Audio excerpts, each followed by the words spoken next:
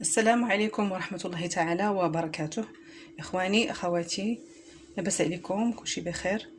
اليوم إن شاء الله جبت لكم واحد الوصفة زوينة كتقضي على السعال. كنا كنعانيو من هذا المشكل هذا في فصل الشتاء، في هذا البرد هذا. إما كتكون الكحة، هذه الكحة هذه كتكون عامرة أو لا ناشفة. ان شاء الله بهذه الوصفه هذه راها غادي نقضيو عليها نهائيا ومن الليله الاولى لينا ان شاء الله. عندي هنايا 3 ديال المكونات كيف ما كتشوفوا.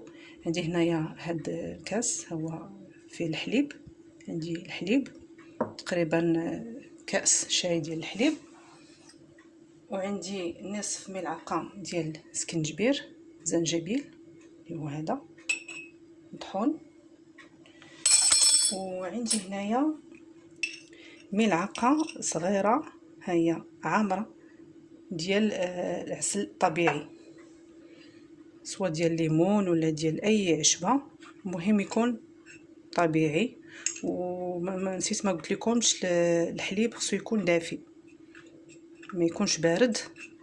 صافي ملي كنخلطوا هاد 3 ديال المكونات كناخذوهم هكذا ملي كنبغيو نعسو هكذا بالليل كل ليله، يعني تقريبا واحد 3 ايام صافي كتمشي ديك الكحه، وان شاء الله يعني كتمشي تماما، كنتهناو منها.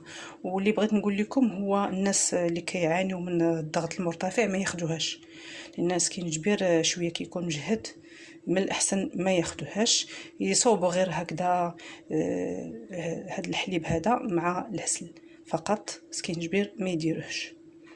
صافي هذه هي الوصفه، كنتمنى تجربوها، وكيف قلت لكم راها فعاله 100%. رانا نيت جربتها وعطيتها شي ناس والحمد لله يعني لقاو عليها الراحه.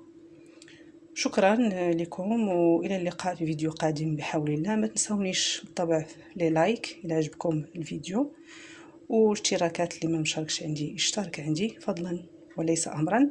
شكرا، الى اللقاء.